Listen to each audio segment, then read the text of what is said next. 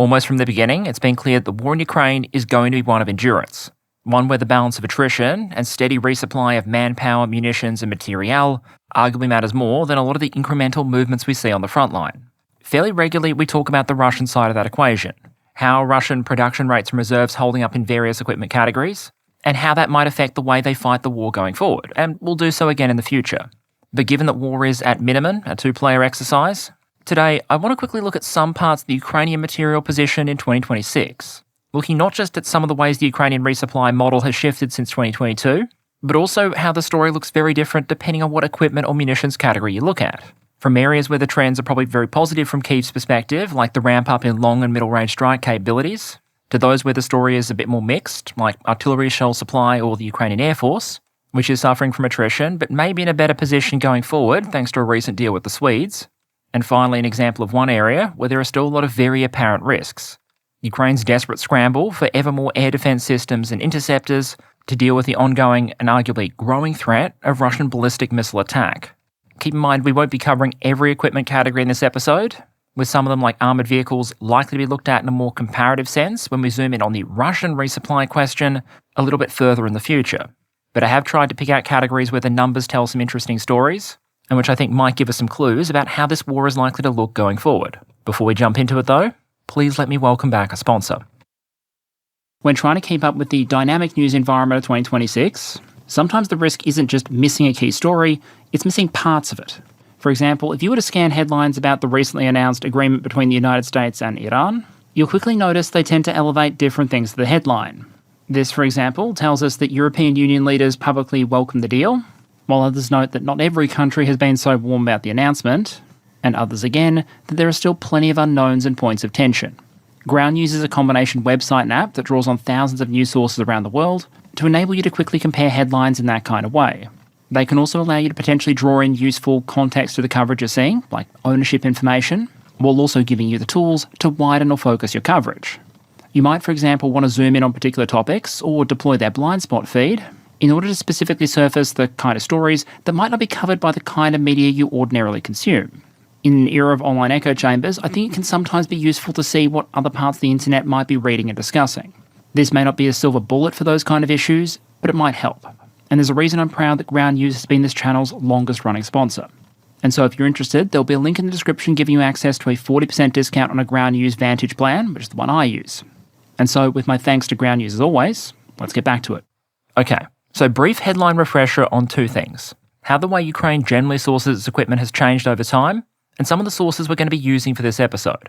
Source-wise, I'm going to be using a mixture of Russian and Ukrainian data, open source databases that track things like visually confirmed losses and reported military assistance to the Ukrainians, and also two iterations of the International Institute for Strategic Studies Military Balance Report, one from 2021 and the other from 2026, to help give us another indicator of how Ukraine's military equipment stockpile might have changed over time.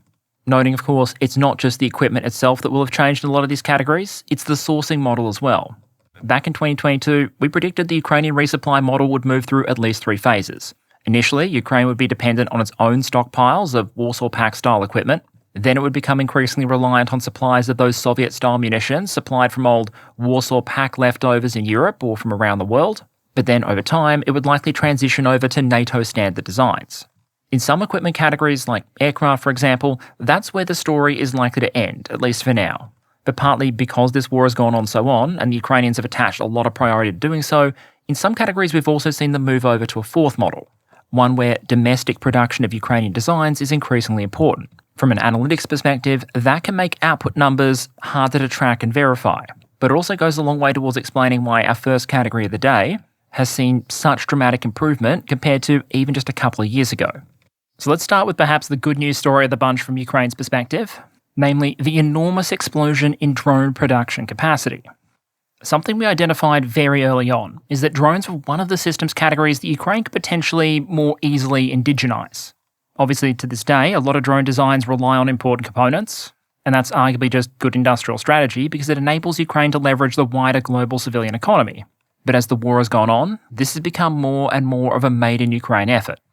We've seen the emergence of entirely new drone types, like interceptors or longer-range mothership drones that didn't really exist back in 2022, And even in those categories that have mostly existed for the duration, like long-range one-way attack drones, there is often now a massive difference in quality and capability. There is all the difference in the world, for example, between that AliExpress drone from February 2023 you see on the right there, and the more modern Ukrainian one-way attack drones or loitering munitions that have better navigation, longer range, and significantly larger payloads. But the key point we're interested in this episode isn't individual system quality, it's scale. And here we have a couple of clues of just how dramatically Ukraine's been able to ramp up availability of these things. So to give us a very rough idea of the scale here, let's follow the money for a moment.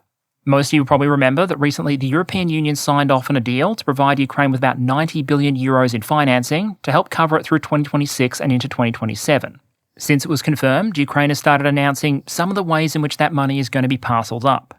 As per the article on the right there from a couple of days ago, 3.2 billion, for example, has already been provided for general budgetary support, and now an additional 3.9 billion euros, or about $4.5 billion has been transferred, specifically this time for drone procurement. Now, given an FPV might cost a couple of $100, while a much heavier FP2 style system might run into the tens of thousands, you don't need particularly advanced math skills to figure out that even just this $4.5 billion is going to buy you an absolute crap ton of drones. If you spend it all on FPVs, you might be looking at something like $9 million. Plow it all instead into $50,000 one-way attack drones, and you'd end up with enough to launch almost 250 per day. Not per month, per day. This is obviously not the only funding source for Ukrainian drone production. There's the domestic budget, volunteers, and also a patchwork of other agreements for funding and support the Ukrainians have struck with other countries or companies on a bilateral or multilateral basis. But this is a significant chunk of change to be spent on UAS. And given the significant ramp-up we've seen in Ukrainian drone output, especially in things like that mid-strike category, I want to tack on a gut feeling, a suspicion, noting I have no evidence for this, it is just a suspicion. The new Ukrainian Defense Minister Fedorov has been big on military reforms in general, but has placed particular focus on drones. One of his current projects, for example, is to try and consolidate Ukraine's metaphorical zoo of drones, where you've had so many companies and organisations springing up, each coming up with their own FPV, their own loitering munition, and then selling it sometimes directly to units, that if you look at, for example, the Brave One marketplace, where Ukrainian units can exchange their E-points for things like drones, you will see pages and pages and pages of options for systems that do basically the same thing. While the Russians took more of a Henry Ford style, they can have any colour as long as it's black style approach, with very commonly used models like their VT-40, the Ukrainians normally embraced much more chaos and diversity. That may have allowed innovation at the cost of fragmentation, with the MOD now apparently looking to consolidate around fewer designs. But Fedorov also seems to have overseen a quantitative increase in production, leading to my suspicion that he and the Ukrainian government more broadly might have taken a gamble. My gut feeling is that months and months ago, a decision might have been made to assume that eventually this European funding will probably arrive, and so money from the regular Ukrainian budget might have been directed to start ramping production up, on the expectation the funding would later arrive to plug the gap that was created. The reason that might be relevant if true is it might suggest that production won't ramp up as aggressively as you might expect with a massive increase in funding, because it might be that some of the effect of that funding is already baked into the production figures. We also know the Ukrainians have started to internationalise their drone production system in a big way. The EU-Ukraine Drone Alliance is in the process of properly being stood up, and even though the volumes tend to be lower than production within Ukraine itself, we have started to see production for the Ukrainian military kick off in various European countries. The plan, for example, is for the Netherlands to be manufacturing mid and deep strike drones. The United Kingdom and Ukraine are in business together producing various things, including interceptors. And in a bit of a passive-aggressive industrial middle finger to Moscow, Latvia is reportedly planning to build a joint drone manufacturing facility with the Ukrainians, fairly close to both the Russian and Belarusian borders. These agreements often have multiple purposes. They're designed to help the host NATO countries build up industrial capacity and know-how, and also in some cases provide equipment to their own domestic forces as well. While depending on the deal, the Ukrainians get funding, access to military equipment, and additional drone production and industrial capacity that, frustratingly from Russia's perspective, can't be hit by Russian missiles and drones. Which gets us to the numbers themselves, starting with the headline figures, noting that overwhelmingly, this is going to be the smaller stuff, FPVs, small rotor drones, that kind of thing. Most of the estimates we've seen released generally seem to point to Ukraine producing about 2 million drones in 2024, 4 million in 2025, a target of 7 million in 2026, with the Ukrainians basically going out and saying that if they had enough funding, the industrial capacity is there for about 20 million a year. Now, if they suddenly did get access to a no-limit credit card, I do think it's reasonable to assume they could probably get there. The question would just be how quickly. But even if we discard that 20 million figure entirely for a moment, you're still looking at a ramp up of 2 to 4 to 7, roughly doubling every year, which is actually not that far removed from some historical analogues. What you're looking at here, for example, is a chart showing that claimed ramp up in Ukrainian drone production compared to the US ramp up in aircraft production going into World War II. My key point here is that yes, these are very large-scale industrial ramp-ups, but they're not without historical precedent. If we start trying to break that headline figure down into some of its components then, what are some of the observations we might make about the availability of various drone types? For the smaller drones that have been the easiest and fastest to ramp up for both the Ukrainians and the Russians, I think the evidence is there to suggest that while the Ukrainians are still a long way from having as many as they might like, we're a long way from seeing some of the supply pressures and shortages of previous years. One of Fedorov's planned reforms, for example, is to guarantee a certain basic minimum level of drone supply to various military units. At the moment, drone distribution in Ukraine between the services and between brigades is highly uneven. There are different deals with manufacturers, different levels of volunteer support, different levels of funding priority, and different levels of reward through the E-point system. The goal here doesn't appear to be to remove that unevenness entirely, but instead it seems to be a commitment to make sure that even those Ukrainian brigades that might not be particularly famous, don't have great fundraising capacity, and may not be in the most intense sections of the front, still have a baseline level of drone supply that they can trust on receiving month after month. From an industrial, logistics, and military planning perspective, that makes a lot of sense. But it's also the kind of thing you might only be able to do if you have enough drones metaphorically to go around, so you can do this kind of thing without robbing your most effective units of their supply. We've already talked about the massive ramp-up in mid-range strike drone production in previous episodes, so I won't dwell too much on it here, but I do think, especially by bringing in some Russian data, there are some interesting trends in Ukraine's longer-range strike capabilities. To set a baseline, Ukraine claimed at the end of 2024 that the goal for 2025 was to produce about 30,000 longer-range one-way attack drones. In their reporting, the Russian Ministry of Defense doesn't delineate those longer-range Ukrainian drones specifically, but they do make claims about how many Ukrainian drones they shoot down over Russian territory proper. Even if we don't trust the Russian numbers in absolute terms, we might be able to use the trend in those figures as a bit of a soft proxy for how many drones the Ukrainians are now producing with a little bit of range on them. So, remember that 30,000 in 2025 figure? Here are the Russian figures for Ukrainian drones shot down over Russian territory in 2026. In January, more than 5,000. In February, about 6,000. A jump in March, and then a fallback to about 9,000 in April, 14,000 in May, and in June, just shy of 18,000 drones. Now apparently, this data doesn't just include long-range drones, it includes middle-range ones as well, but it only counts fixed-wing types, so it rules out things like longer-ranged FPVs and rotor drones. And going just on this, it would suggest a rate of Ukrainian drone attacks on Russian territory that has roughly tripled since January. Even if you halved those figures, if they were anywhere remotely close to accurate, you might be forgiven for asking not why so many drones are making their way through Russia's air defense system, but instead how few are given the sheer saturation involved. The Ukrainian figures also look fairly good on paper compared to some of the proxies we have for Russian drone activity. According to Ukrainian data, over the course of 2025, the Russians launched something like 54,500 Shahed-style one-way attack drones. In 2026, things seem to be picking up even further, with 30,000 systems launched in the first 5 months, peaking at 8,161 in May. But June then saw a bit of a mysterious drop-off. The total reported aggregate was about 5,700 drones and 180 missiles launched over the course of the month, which in drone terms was down about 29% from April. Now, given it's just 1 month's data at this point, I'd probably warn against reading too much into that particular figure, because there are a lot of potential explanations that could be going into it. The Russians might be reserving drones for later attacks, or holding them until missile attacks can ramp up as well, given part of the Russian strategic bomber fleet that launches a lot of those missiles has been busy off in the Far East on military exercise, but it could also be due to component supply disruptions caused by Ukrainian strikes. The Progress plant that lost its administration building to Flamingo cruise missiles, for example, that we talked about last episode, was involved in the production of Cometa-M antennas, those being a fairly important part of what makes Russia's Shahed-style drones work and so difficult to counter with electronic warfare. Retooling might also be a factor that we'll touch on a little bit later. If Russia is trying to pivot towards producing more faster jet-powered one-way attack drones, then you would probably expect at least short-term production rates to take a hit. Whatever the reasons behind the Russian launch rate though, The data is pretty clear that the Russians are reporting that Ukrainian drone attacks on Russia are increasing significantly faster than the Ukrainians are reporting Russian drone attacks on Ukraine are increasing. Given that in many cases Ukrainian attack drones aren't just becoming more numerous, they're also becoming more dangerous, I think it's fair to say this is a capability area where Ukrainian capabilities aren't being ground down over time, they're growing.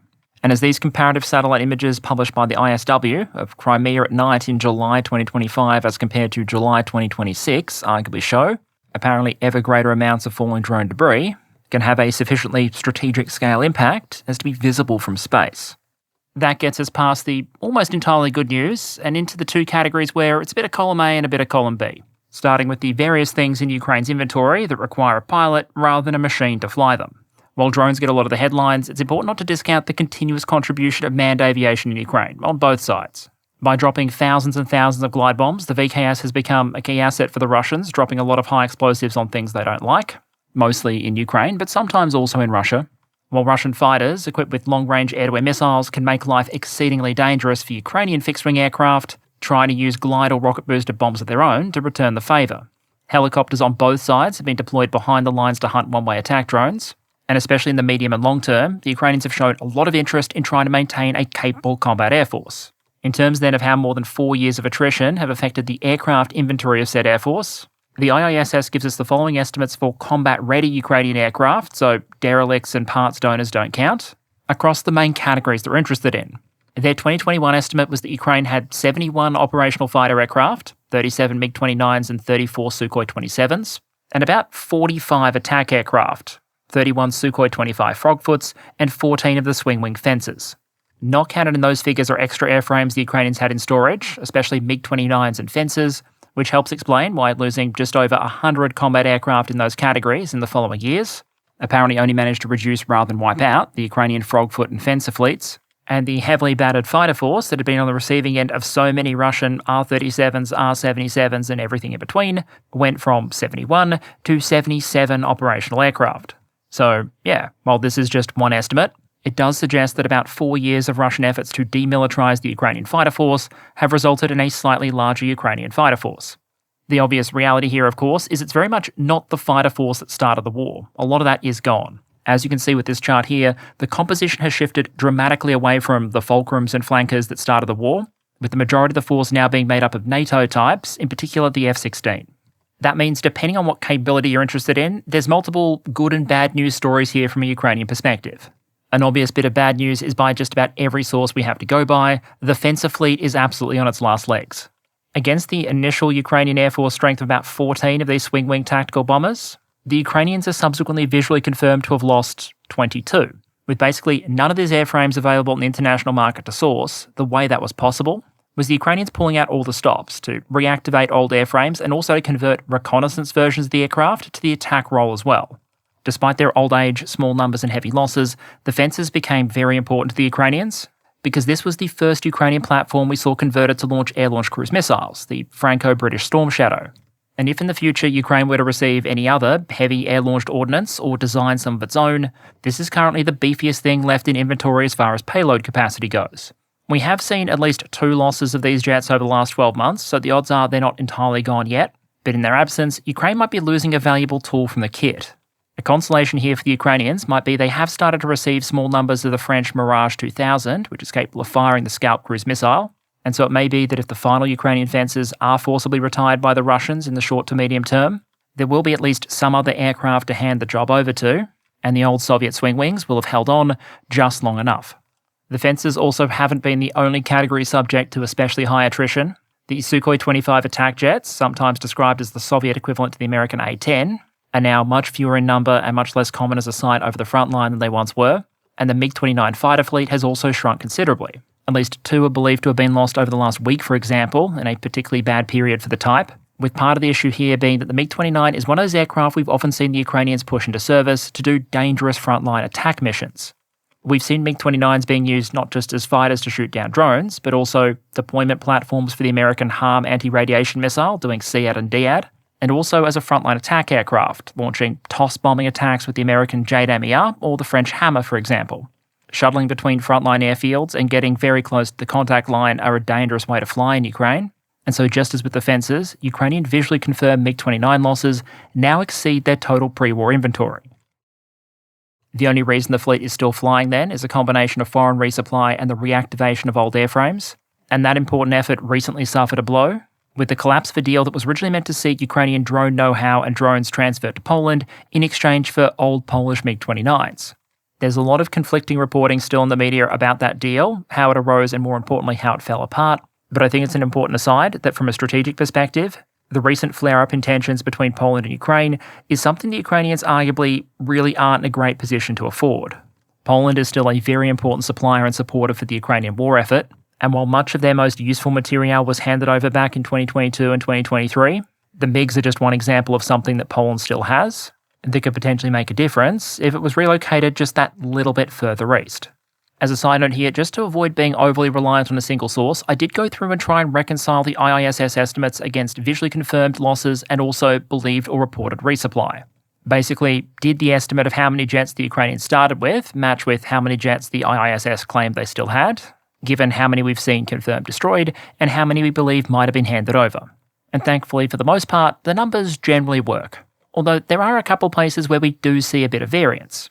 The military balance figures have the MiG-29 fleet shrinking by 23 airframes, while the gap between visually confirmed losses and believed resupply is only 12. It's possible there might be extra losses that haven't been visually confirmed, or that aircraft have broken down over time and are no longer serviceable, but likewise, none of those figures takes account of the Ukrainians reactivating old airframes. So I think there might be some room for a dose of uncertainty there. There's also some variance in the flanker fleet, I think 4 jets either way, and the military balance estimate for the number of reconnaissance versions of the Sukhoi-24 the Ukrainians have remaining is significantly higher than other sources might suggest based on the open source data available. But for the most part, I think at least the general trend is relatively clear. The war is driving a slow extinction process for Ukraine's old dedicated Soviet attack aircraft, while even with resupply, the Soviet-era fighter fleet has probably shrunk by more than 50%. The countervailing good news is that while Ukraine has been losing some of its old air combat assets, it has been gaining new ones. When Ukraine started the war, for example, they didn't have an organic AWACS capability. Now, courtesy of SAAB's Global Eye, they at least have a small one. We believe there's likely to be 1 aircraft operational currently, with a second one on the way. The F-16s might not be a great long-term choice for the Ukrainians decades into the future, as many of the airframes they're receiving are comparatively old and worn out, but to keep the Ukrainian Air Force fighting in the current war, they appear to be doing the job. In total, various countries have now pledged about 110 F-16s of various types to the Ukrainians. Most of those are likely yet to arrive, and some are not due to be handed over until 2027 or 2028. And some stragglers, specifically from Belgium, might still be arriving in 2029 or 2030. But we have seen the Ukrainians leveraging the fact that F-16 is already integrated with various Western munitions and putting it to significant work, especially in the air defence role. When I say air defence, though, I primarily mean in the context of shooting down incoming Russian cruise missiles, not going head-to-head with fighters from the VKS. Part of the issue is that, especially given the older models of F-16s being handed over and the missiles available for them, they're just outranged in terms of weapons and sensors compared to the most modern Russian aircraft, which is part of the reason why, even before the first F-16s were handed over, the Ukrainians were already looking for a longer-term solution to their fighter problem. To that end, it looks like the Ukrainians might be pursuing a 2-fighter strategy, focused not on a future American jet, but 2 European competitors. Firstly, the French Rafale. Back in November 2025, there was a huge amount of media attention on a framework agreement between the Ukrainians and the French, talking about delivery, as you can see on the right there, of up to 100 F4 versions of the Rafale by 2035. However, there are always 2 massive asterisks with the agreement, one of which you can actually see mentioned on the right there if you look closely. One, it was just a framework agreement, and as the article put it, quote, financial details are yet to be worked out, end quote. Paris was never talking about just handing over these jets as a donation, and at current market prices, 100 Rafales would eat through a significant chunk of the military assistance Ukraine receives overall from all European states in any given year. The other issue is that the Rafale line is just significantly backlogged. Last year, for example, I think the SAW turned out about 26 airframes from memory, and with a total order backlog of about 220 aircraft, that doesn't leave a lot of room to add another 100 aircraft to be delivered by 2035. Yes, the French are currently working aggressively to try and ramp up that production rate, but even if they did so, it would probably point to the Ukrainians receiving their aircraft in the 2030s, not the late 2020s, unless another customer was willing to give up their spot. From a long-term force structure perspective, that might be a reasonable solution for the Ukrainians, but I think we can all agree and hope that deliveries in 2030 aren't relevant to the current war. Which then gets us to competitor number 2, the Swedish Gripen.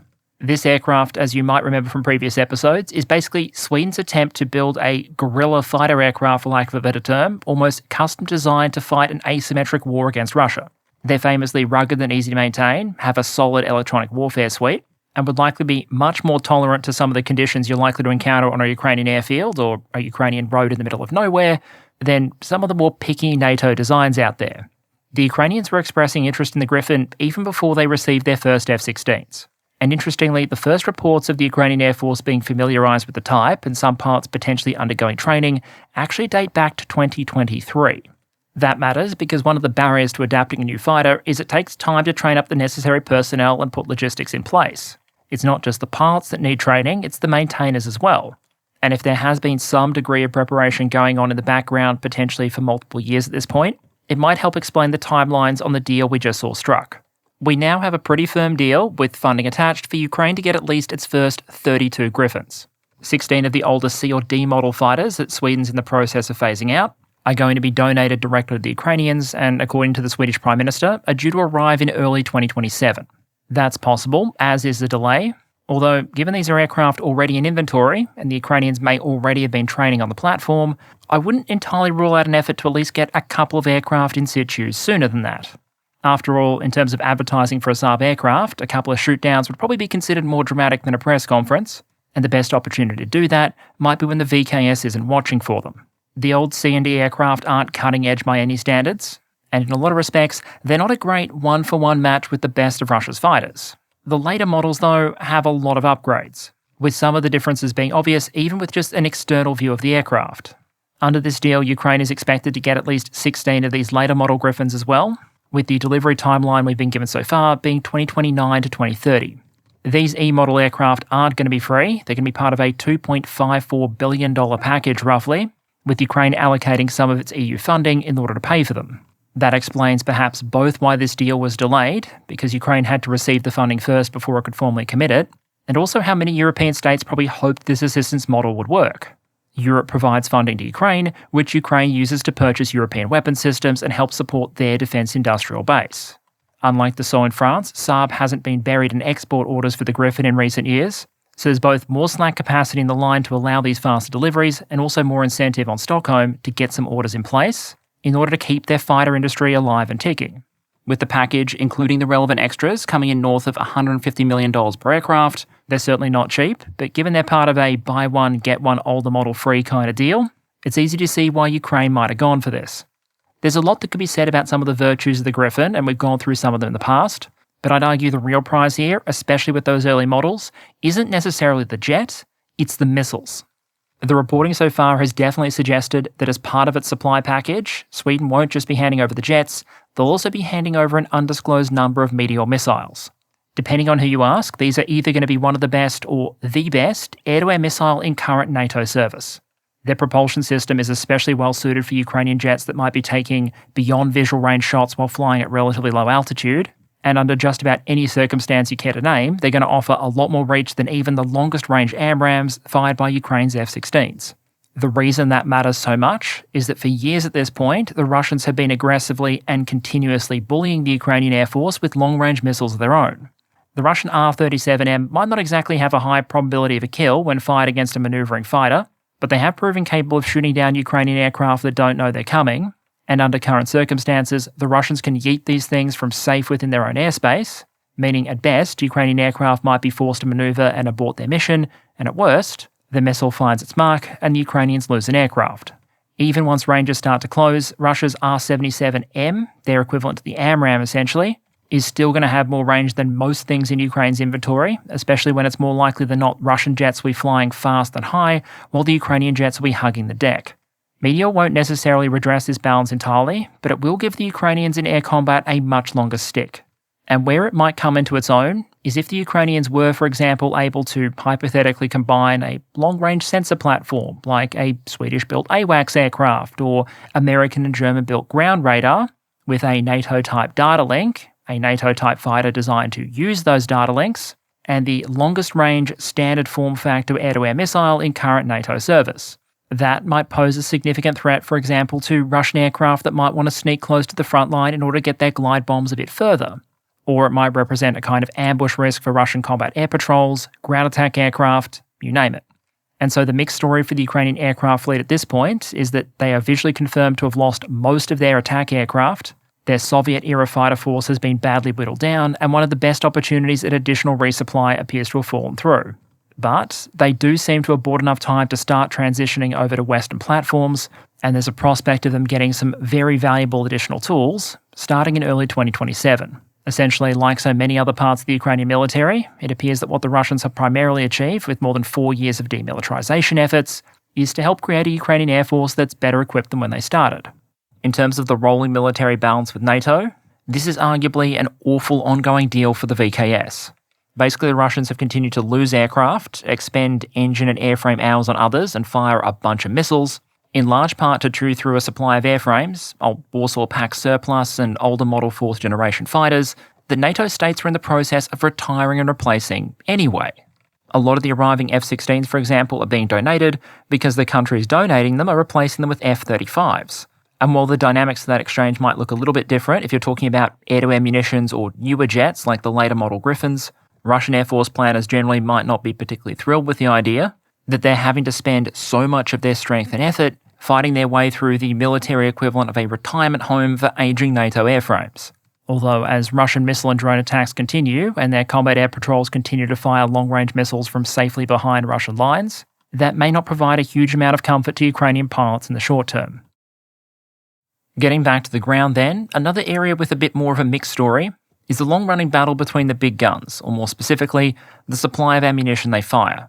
It's hard to emphasise enough that even as drones have grown in importance on the Ukrainian battlefield, the artillery has remained an absolutely essential part of the equation. But as a general rule, outside niche cases like decoration or dedicated drone-catching decoy, the usefulness of an artillery piece is going to decrease if you can't feed it an adequate supply of ammo.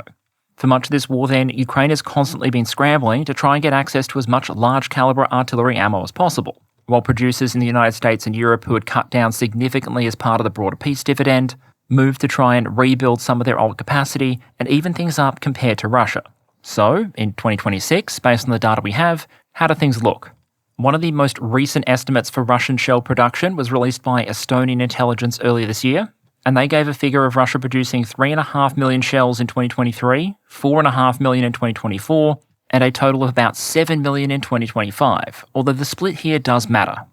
Of those 7 million, about half, 3.4 million, were main calibre artillery shells, so 122 and 152mm primarily. 2.3 million rounds were for mortars, 120mm and above. About 800,000 are described as rounds for tanks and IFEs, so I'm going to assume that's 125mm tank ammunition and maybe 100mm for the BMP-3, because I wouldn't imagine you'd normally include autocannon ammunition used by a majority of Russia's IFEs in these kind of totals. And then to round things out, about 500,000 artillery rockets for MRLs. Primarily, that's going to be Grad rockets. The reason I talk about that split being important is often in reporting, we see apples to oranges style comparisons. A talk about Western artillery shell production, for example, might only include 155, which is probably best compared to Russian 152mm production, not all of the above. Still, an output of 7 million larger caliber rounds and artillery rockets in 2025 would represent a significant ramp up on earlier war levels for the Russians, and there are both some upsides and downsides to the Russian supply picture that aren't captured in that chart. It doesn't include foreign supplied artillery ammunition, for example, which in Russia's case has overwhelmingly come from North Korea, and which the Estonians estimate has totaled between 5 and 7 million rounds so far, noting some of the figures that have come out of South Korea run significantly higher than that. Now, recent reports do seem to suggest that these shipments to Russia have probably trailed off to a fraction of what they once were, but you're still talking in total about the Russian supply being bolstered by millions of additional shells. On the flip side, the figures also don't capture a potential change in quality over time. Suffice to say, North Korean-built ammunition doesn't always have the best reputation, and we do have anecdotal evidence, although it's hard to know how widespread the practice might be, of some potential corner-cutting taking place on the Russian side as well. Here's an example of a relatively standard Russian OF-25 152mm projectile. This marking here is the high explosive mixture, which is about 73% RDX, 23% aluminium powder. These more recent images here, though, from the current war, are marked TA-20. That's an 80-20 split of TNT and aluminium, which as an explosive is going to be cheaper, easier to source, but it's also less powerful, and not by a little bit. So by making a switch like this, you get a shell that is still very dangerous, sure, and is going to be cheaper and easier to produce, but it is unambiguously going to give you less bang. And given 152mm projectiles already tended to have less range and less hitting power than an 80155, this kind of wartime expediency would only widen that lethality gap. Reporting images seem to suggest the changeover might have started as far back as 2024, because we have images of these shells manufactured between 2023 and 2024 using the higher power mixture, but also cases of projectiles marked as 2024 manufacture using that TA20 mix. It's also not just 152mm shells being affected. There have been sightings of multiple different projectiles using the alternative mixture.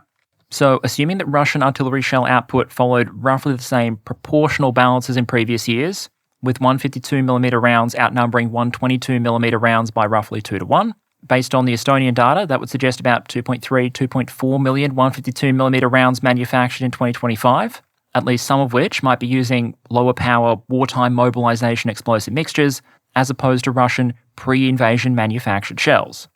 To that, you'd probably want to make some allowance for the Russian manufacture of even heavier shells. In 2025, Russia turned out about 60,203mm rounds, for example, according to one source I'll link in the description.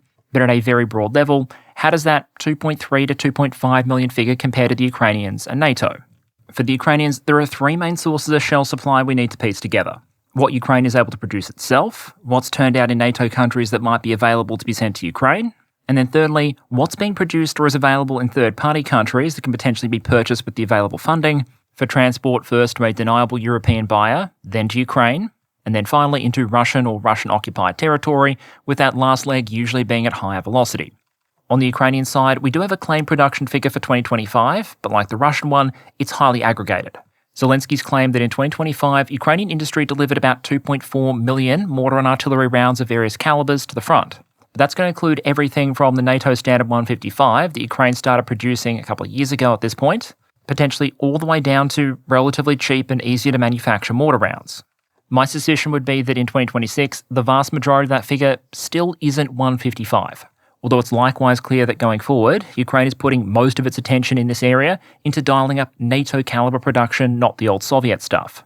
For example, one project, which is an agreement between Ukrainian Armour and Czechoslovak Group involving a licensing agreement, is reportedly targeting a Ukrainian production capacity of 100,000 rounds of 155 and 50,000 rounds of 105mm ammunition per year.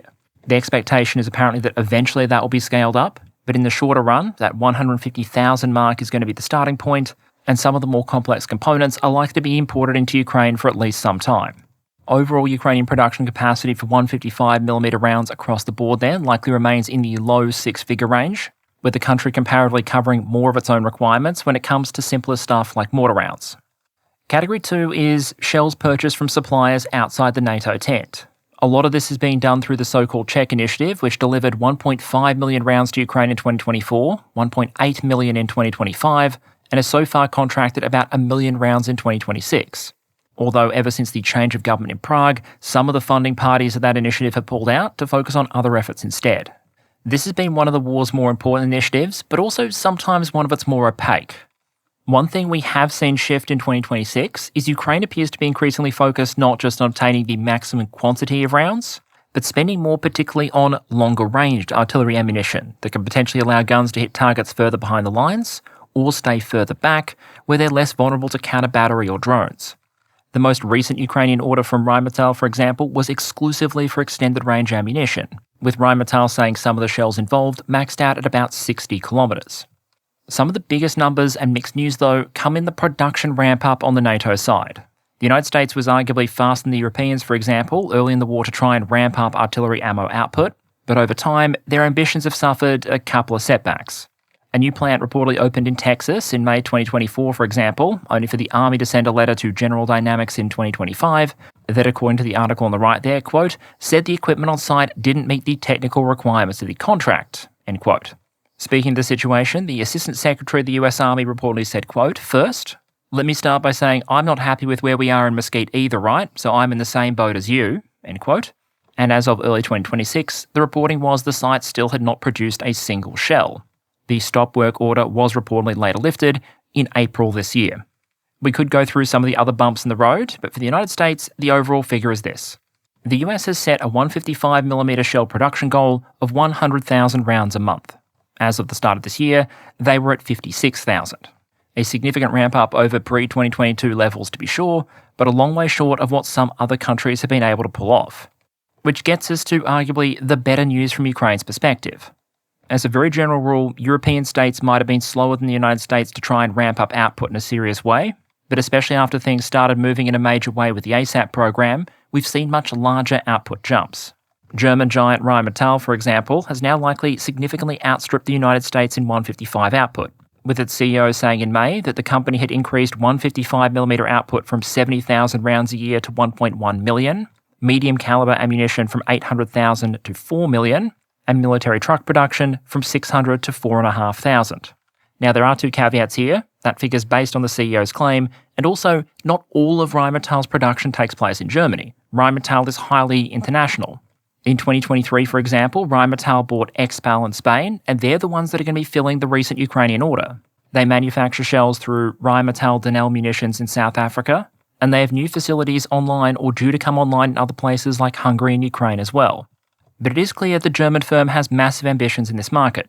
Their press releases talk about a goal of 1.5 million 155mm rounds per year by 2030, and a lot of these contracts seem to be for relatively Gucci ammunition. Think extended range base bleed projectiles that are going to give guns a bit more reach. Part of the secret to Rheinmetall's rapid expansion has been a combination of building new facilities, expanding existing ones, purchasing other firms, and also in some cases converting existing civilian production capacity. Think the good old Hearts of Iron sieve to mill conversion process. With Germany's automotive sector in particular under significant pressure, there are a lot of potentially underutilised assets out there, potentially available for conversion. The real trick to the NATO ramp-up overall, though, isn't just one or two giant firms, it's the aggregate of so many smaller efforts. The German company might lead in terms of total shell output, for example, but adjusted for population or economic size, they're going to be absolutely crushed by the likes of the Czechs.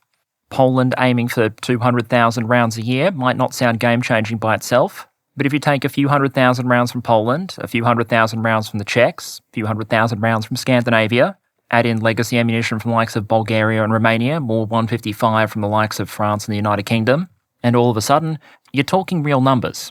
Companies still often play exact figures relatively close to their chests, but we know the European Union target was 2 million rounds per year of 155 by the end of 2025, and if you add in additional production from non-EU but NATO-relevant states, so think the likes of the UK, Norway and Turkey, I think we can be fairly comfortable saying at this point that if the Estonian estimates of Russian ammunition production are at least broadly accurate, the balance of shell production between even just the European NATO members and Russia has shifted dramatically, and the quality gulf may actually have widened over time.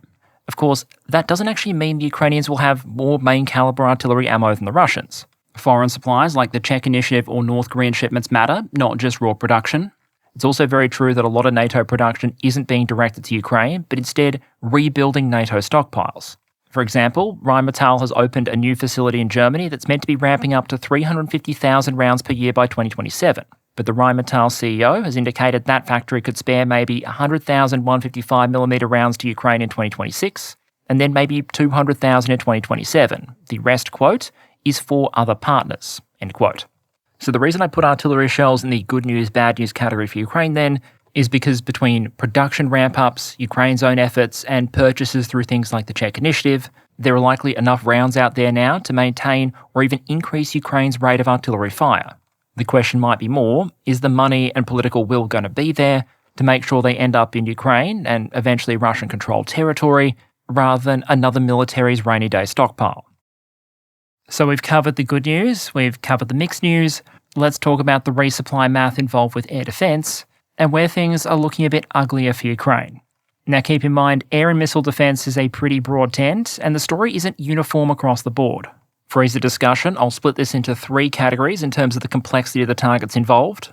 Low complexity, so stuff like Russian Shahed-style one-way attack drones. Medium complexity, so cruise missiles and fixed-wing aircraft. And then the most difficult stuff, which is mainly ballistic missiles. With the very general trend here being that Ukraine is doing very, very well at the lower end of the complexity spectrum, but is having more and more difficulties the further up the scale you go. The fight against Russian one-way attack drones, for example, is currently looking better than it has at several points in the past. mostly owing to Ukraine winning an innovation cycle and introducing the interceptor drone at scale, and so finding a way to add north of 100,000 additional air defense interceptors to its inventory that cost significantly less than what they're being used to shoot down. Despite the massive ramp-up in Ukrainian scale there and the fairly daunting economics of having Shahed-style drones shot down by relatively cheap interceptors, it's still not entirely clear how the next stage of that technical tug-of-war is going to go. The Russians, for example, appear to be investing a lot of effort in making their relatively cheap, slow, one-way Shahed-style attack drones more resistant to Ukrainian interception by making them less slow and less cheap. We've already started to see jet-powered variants of these drones that can fly faster and higher, and the problem there is that even if a Ukrainian interceptor drone still has a slight speed advantage over the drone it's chasing, if the speed advantage isn't high enough, there's a genuine risk that you run out of battery before you successfully make the intercept. And so we have a situation where the Ukrainians are rushing to build a new generation of interceptors that can potentially handle these kind of jet-powered threats, while the Russians are focused on creating a lot more jet-powered threats. Ukrainian media, so focus more on the trend here rather than the absolute numbers, gives a figure of 180 jet-powered Russian drones launched in 2025, as compared to 1,400 in the first 6 months of 2026. That is a dramatic ramp-up, and it's not just Shahed-style systems either. You also have very different looking systems, albeit with similar sounding names, with the one on the right there, the Gripen 5, I think being worth a call out. What you're looking at in this video is a relatively simple design with straight wings, a dorsal mounted engine, and a rail launching system intended to be as cheap as possible, thus adding an extra argument to the case that the V1 is the crab of affordable cruise missiles and cruise missile-esque objects, because so many things with that kind of mission seem to end up evolving into them. As you can see, there is sometimes a bit of a family resemblance. Another area where Ukraine is probably in a better position than it was, although probably far short of where it would like to be, is when it comes to complex anti-aircraft artillery, basically fancy AA gun batteries. The most famous example here are probably the 4 German-built Skynex batteries that Ukraine has received, that really function at their best as a point defense system for valuable targets, augmenting all the other tools in the Ukrainian air defense system.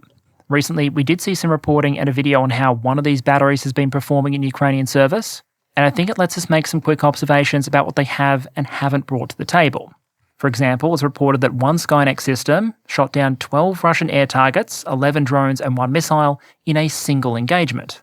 And the Ukrainians have released some footage that might give us some clues about what engagements like this may sometimes look like. You'll see the gun using its specialised bursting ahead rounds to try and bring down the drones, and given they reportedly cost about €1,000 a shot, a burst of 10 to 20 rounds bringing down a Shahed is likely to be cost-effective compared to the target, but still more expensive than using 1 or 2 interceptor drones, for example. Another note is that in very rare cases, unlike an interceptor drone, the gun can be used against more complex targets, providing they obligingly fly through its engagement zone, with this section of video here capturing the engagement of a Russian cruise missile, which also seems to struggle a bit after being aggressively perforated by the bursting ammunition and crashes into the ground. I'll also note the footage afterwards of the claimed kill markings shows a whole bunch of drones and 2 cruise missiles, which, with the obvious caveat this is just claims data, nothing stopping you painting as many pictures as you want on your gun, might give us some clues about the ratios involved, at least for that gun crew. The details in some of the reporting, though, I think point to both the strengths and weaknesses of these systems in Ukrainian service. There's only 4 of them, they can only cover very particular locations, and as a result, they're very swingy in terms of the results generated. For example, that Skynex fire unit, which claims to have shot down 11 drones and 1 cruise missile in a single engagement, only claims a total shoot-down count of 35 drones and 2 missiles. So a third of their overall claimed kills took place in a single engagement.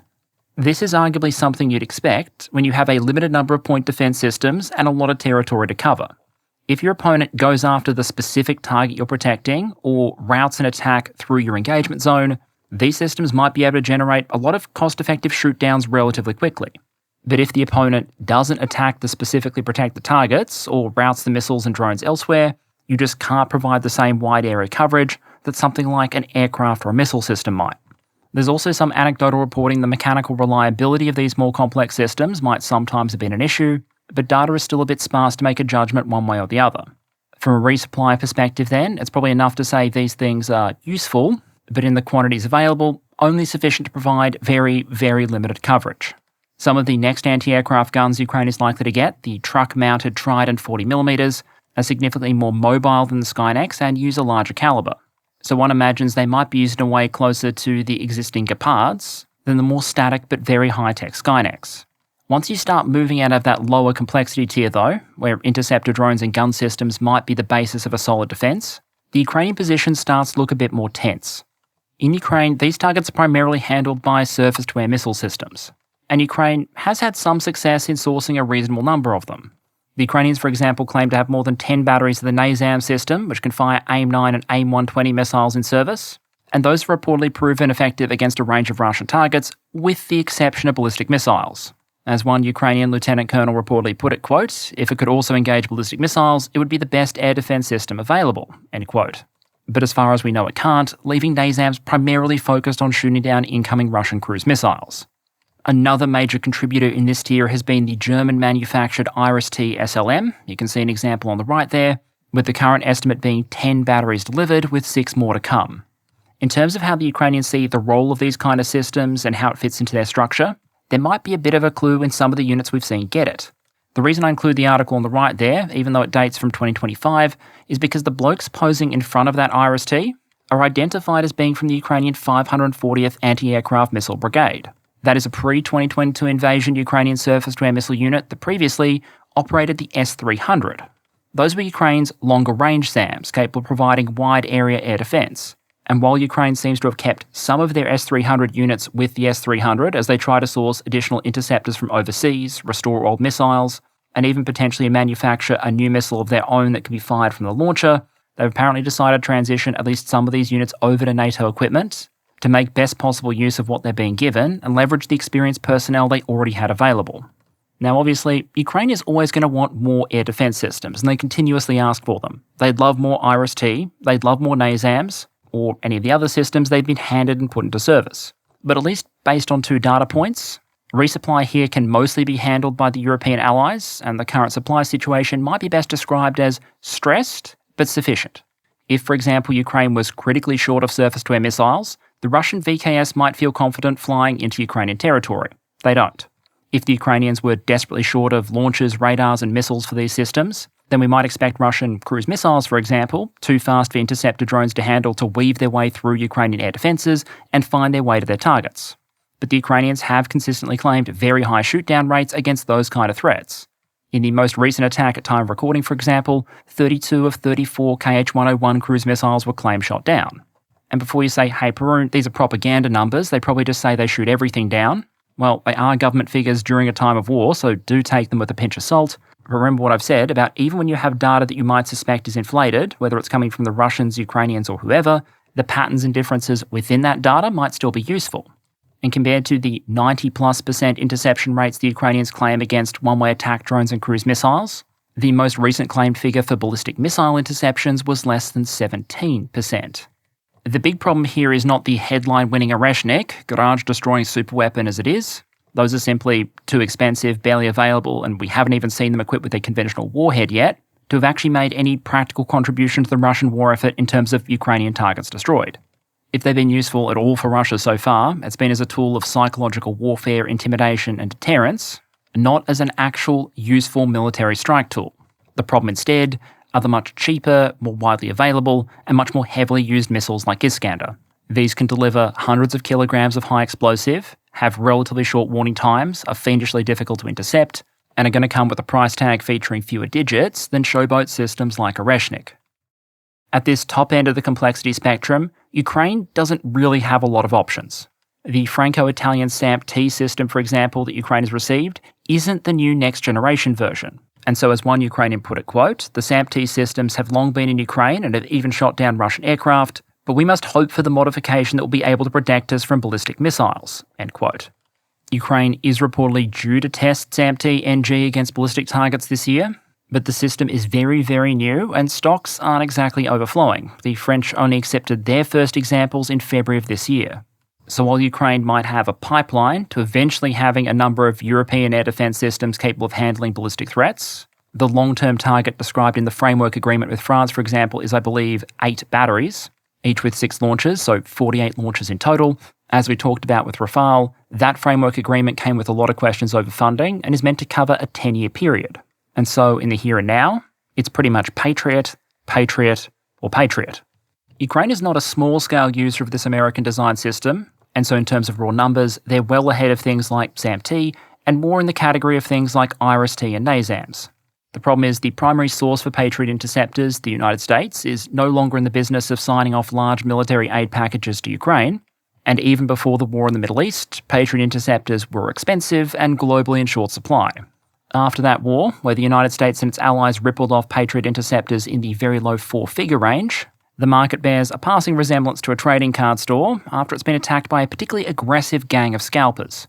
Ukraine's main lifeline here at the moment is the Prioritised Ukraine Requirements List, basically a fund countries can put money into, which is then used by the Ukrainians to purchase US-manufactured weapons. That fund has been continuously topped up by new donations, recently $70 million from Australia and $302 million from Norway.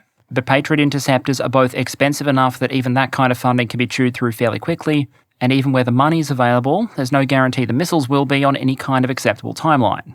The Ukrainians are trying to get creative. They recently signed a contract with the Germans, for example, who will now be manufacturing Patriot interceptors in their country for hundreds of additional interceptors.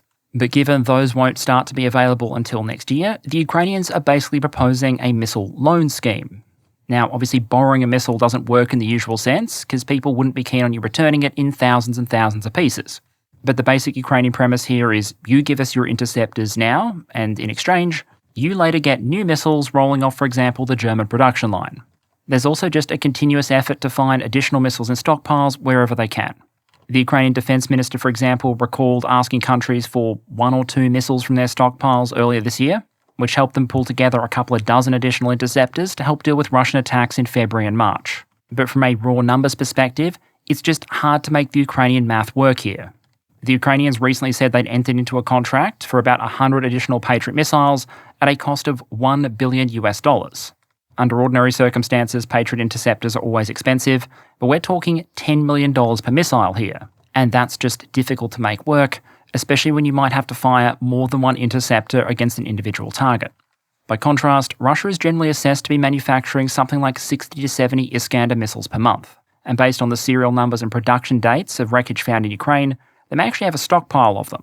Images released by the Ukrainians seem to suggest that while a Russian one-way attack drone or cruise missile fired against Ukraine might have been manufactured only weeks or months before, some of the Iskanders launched in mid-2026 are showing 2025 production dates. That, they suggest, might indicate Russia is sitting on a stockpile of potentially at least a few hundred of them. That makes a degree of sense given how important a system like that might be in a NATO escalation scenario, for example, but it puts an even greater threat over the Ukrainian air defense system that is constantly short of anti-ballistic missile interceptors. To get around that threat, the Ukrainians are clearly trying a couple of different things. We've seen them use decoys to bait missiles because plywood is a lot cheaper than a Patriot, while also concealing and distributing valuable targets like production facilities and headquarters to make them harder to find and hit in the first place. We've also seen the Ukrainians undertake, for lack of a better term, a counter-missile campaign, where the apparent goal is not to shoot either the Archer or the Arrow, but to burn down the Arrow factory. The Votkinsk machine building plant, central to the Iskander production complex, has already been on the receiving end of at least one flock of flamingos. But this is a significant facility that would realistically need many hits across multiple target points. The Ukrainians are clearly still trying, but it's not like the Russians don't know this is a valuable target and aren't trying to defend it. Video of a more recent attack appears to again showing flamingos trying to fly towards the target, only this time the Russians succeeded in shooting them down. The core point here is that from a Ukrainian perspective, the threat is very much real. Maybe their counter-missile campaign works, or maybe it doesn't. And even if it does, Russia might still have a significant stock of Iskanders or TBM sourced from North Korea that it can potentially continue to use. With things like its mid-range strike drones, Ukraine has arguably found a Russian vulnerability. But the Ukrainians clearly have some vulnerabilities of their own, and unless something significant changes in the future, a ballistic missile attack might remain one of them. Across many equipment and munition categories, there's been a dramatic ramp-up by Ukrainian industry and a dialing up of support by European allies. But with ballistic missile defense and Patriot, it's clear there's still at least some areas where Ukraine continues to feel the consequences of a pullback in US support. So on that note, where does that leave us at the conclusion of the episode? I think the big takeaway from the Ukrainian perspective is that when it comes to the available supply of valuable material in 2026, the war is actively being shaped by just how different the story is between equipment categories. The trend with regards to long and middle-range strike systems is clearly positive, so much so that we can see it almost in real time, shaping some of the dynamics of the campaign. The only reason, for example, we're talking about the supply situation in Crimea in a serious way is because of how much the Ukrainians have been able to improve and ramp up there. But I think it's very important to remember that in any sober analysis, the gaps are still very clearly there. Russian ballistic missile attacks have been more common on Ukraine in 2026 than they were in 2025, while Patriot interceptors globally have become rarer. How painful that ends up being for Ukraine might depend both on how many interceptors they actually are able to obtain, but also how well their other countermeasures like decoys work, whether they're able to knock any Russian productive capacity offline, and also just how effectively they're able to absorb and regenerate through the inevitable damage. With all these trends though, I think it's worth closing on a pair of caveats. The first is, it's really possible for the supply situation for something to swing quickly. A major factory gets hit, or a set of warehouses gets destroyed, or a government is changed, and suddenly you might go from looking at what feels like an irreversible trend to the logistical boot very much being on the other foot. The other point though is it's also possible for what matters to change.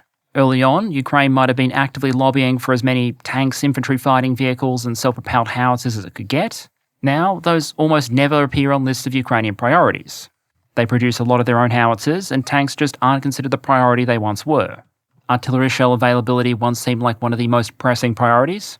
Now it continues to be important and a relevant area of effort, but Ukraine's priority calls instead tend to be for things like interceptor missiles, and interceptor missiles, meaning that even though we can project some of the ways the Ukrainian supply situation might change going into 2027 and beyond, especially with the arrival of some high-profile systems like the Gripen, just keep in mind that in a war defined so much by tactical adaptation, it's not just supply that can change over time, it's also demand.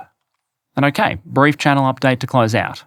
The usual plan with these resupply episodes has been to do them closer to the start of the year, but I think it's a testament to how much has been happening in 2026 that we're only getting to the current iteration of them now.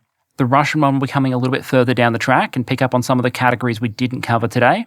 So if you're wondering why something might have been omitted, don't worry, there's a decent chance that it gets picked up there. On the admin side, one of the things I'm going to be trying to do over the next couple of weeks is chew through some of the massive backlog I have in emails and Patreon messages. So if you've been waiting for a response for a while now, keep an eye out.